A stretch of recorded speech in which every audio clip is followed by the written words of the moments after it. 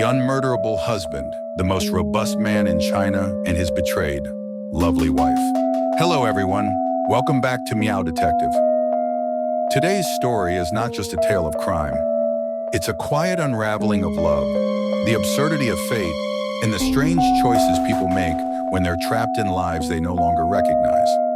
To make the story easier to follow, we've given the main characters simple English names. The husband will be called Rocky, a tall and strong middle-aged Chinese man. His wife is Tracy, a middle-aged Chinese woman. And the third person in this twisted triangle is Lenny, another middle-aged man. But remember, this all happened in a quiet rural village in China. Young love and elopement. But things weren't always like this. In fact, there was a time when the love between Rocky and Tracy was the kind people would envy. They met when she was just 18 young, full of spirit, and he was 26, a man with broad shoulders and fierce eyes. He didn't have a fancy job or sweet words, but he had passion, raw energy, and a wild kind of loyalty that drew her in like a flame. Her family didn't approve. To them, Rocky was nothing more than a local rogue, too wild, too stubborn, too dangerous. They told her, "Don't ruin your life with this man." But love doesn't ask for permission. So they ran away. They eloped, leaving everything behind: her parents, her childhood room, even the little village square where she used to sell flowers. For a while, nothing else mattered. They believed in forever. When their son was born, things changed. They thought maybe now, with a baby in their arms, her family would soften. So when the child was 3 months old, they returned not to apologize, but to ask for acceptance. And surprisingly, they received it, at least on the surface. But forever is a fragile thing. When their son was 5, she started an affair. It wasn't passion this time, just boredom, restlessness. She got involved with a worker who lived near their house. No one knew the full story, not even Rocky. But that was the first crack in their world, a silent betrayal, buried deep beneath everyday life. And yet, he forgave her. No confrontation, no drama, just a man who chose to keep going, working harder than ever in the fields, pretending the pain wasn't there. He treated her better than any man in the village treated his wife. In fact, in their nearly 3 decades of marriage, Tracy had never even stepped into a wheat field. While he bent his back under the sun, planting and harvesting, she played mahjong, watched TV, sometimes napped in the cool shade of their living room. Neighbors would whisper, "She lives like a queen." And it was true. More than 200 pieces of clothing lined her closet, gifts from him, each one carefully chosen. Snacks, desserts, drinks she liked, always stocked. She never had to ask. Everyone in the village said she was lucky. But sometimes, when everything is given to you, you start to forget how much it's worth. The affair with Lenny. That's when Lenny entered the picture. Another middle-aged man from the village.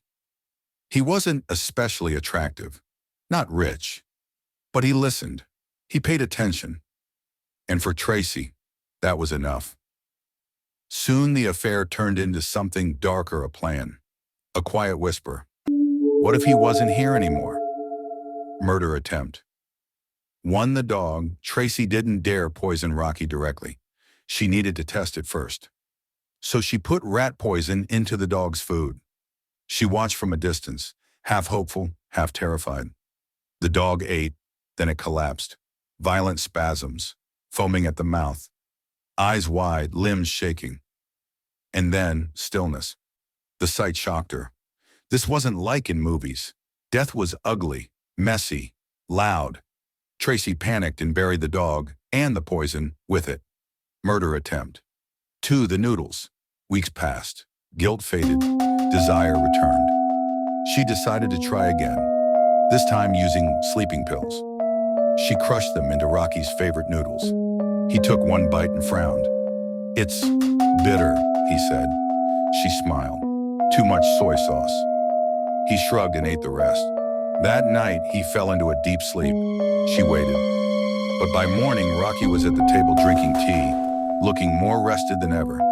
The medicine had failed. Later, experts speculated that the boiling broth weakened the pill's potency.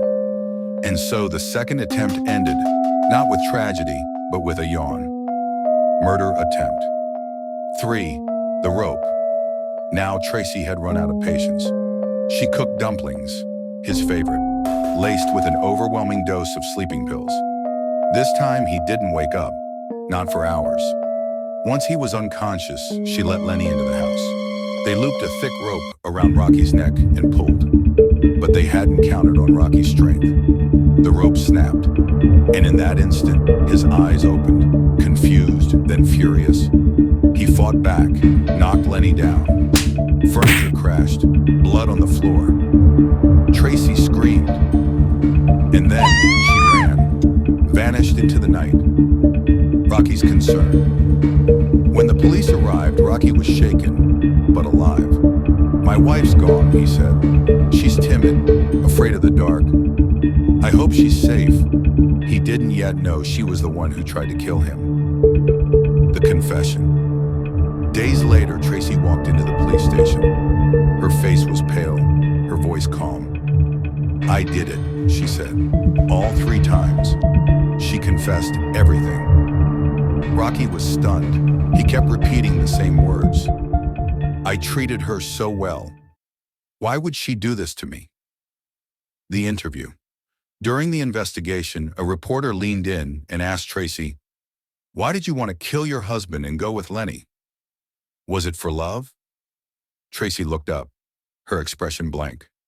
"Love? I'm not a little girl. How can anyone still believe in that?" She gave a short, bitter laugh. "I wanted to go with him because he said he knew a factory in another city. Said the salary was good. I thought, if I had a stable income, I could live by myself. I planned to kick him out after that." She paused, looked down at her hands. "But he failed. Totally useless. I didn't realize it until it was too late. Rocky was lucky. The rope broke. And then," she smiled, a helpless, almost ironic smile. The truth behind the marriage. From the outside, it looked perfect. Inside, it was slowly dying. Rocky showed love the way he understood it, providing, protecting, being present. But Tracy saw something else. She felt trapped in his kindness, in his expectations, in the image of a wife she no longer wanted to be. She wanted freedom. And when freedom seemed impossible, she wanted escape. That escape became murder. The village reacts. People were stunned. He gave her everything. She had no reason to do this. But others whispered, maybe he smothered her with love. Maybe she just wanted to feel alive again. There were no easy answers. Meow Detective's commentary. When love becomes a habit, it stops feeling like love.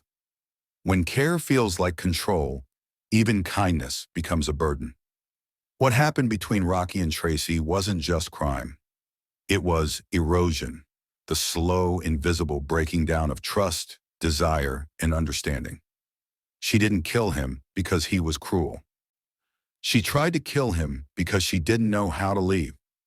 And he didn't understand what she'd lost. Final words. In the final moments of the case, the police asked Rocky if he had anything more to say. He looked down for a long time. Then he said, "Well, I didn't die, right? Can you maybe go easy on her?" Maybe. He still loved her. This has been Meow Detective. Thanks for watching. Until next time, stay curious. Hi, this is your friend Meow Detective. Thanks so much for watching. If you enjoyed the story, don't forget to like, save, and share it. And if you're curious about more unusual, emotional, or thought-provoking cases like this one, make sure to subscribe. I've got more coming your way. Finally, today's case wasn't just about crime. It was about the slow unraveling of a marriage. Why do you think Tracy changed? Was it boredom, resentment, or something deeper? And how does a relationship go from love to betrayal? Let me know what you think in the comments. I'd love to hear your thoughts.